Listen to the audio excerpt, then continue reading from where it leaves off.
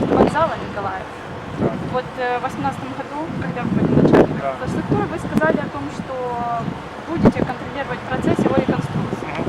Вот. И с осени месяца так ничего не поменялось. Там сейчас, как знаете, уже магазин есть на месте отдыха, лавочки повыносили, мафы так и стоят. Вот что можете сказать по этому поводу? Ну, я тогда давал обещание, когда был на должности начальника управления инфраструктуры. Сейчас, вы знаете, я немножко на другой должности, и, в принципе, влиять, к сожалению, на сегодняшний день не могу.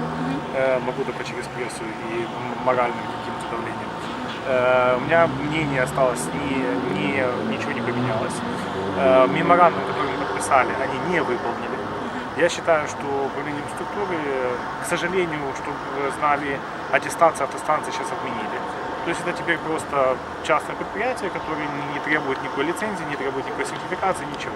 То есть все там замечательно, они могут нарушать все, что угодно. Зачем это сделано, не понимаю. Я бы на месте управления инфраструктуры создавал бы рабочую группу, включал бы туда МЧС, полицию, облэнерго, все возможные структуры, и все-таки таким образом пытался повлиять на недобросовестных ребят, которые почему-то к своему бизнесу относятся как к автовокзалу, как к базарчику. Почему именно вот само руководство вокзала никак не прислушивается к власти ОГА? То есть они настаивают на том, что давно пора реконструировать, потому что уже все жалуются, жители, то есть, автовокзал, сам.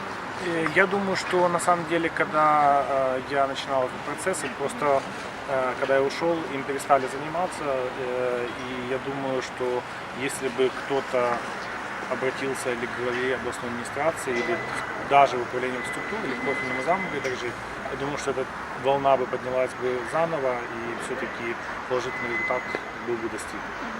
Потому что я не думаю, что предпринимателям будет комфортно работать в непонимании с властью.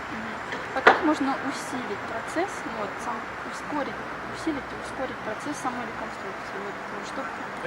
Реконструкция, смотрите, это частное предприятие, то есть это их собственность. То есть это уже к ним надо стучать? Совершенно верно, но стучать можно по-разному. Можно просить настойчиво, а можно по-пускательски относиться к всех их действиям. К сожалению, почему-то, наверное, я вам скажу, николаевцев, наверное, это тоже устраивает. Почему? Все молчат, все нравятся, все там ходят, все там ездят.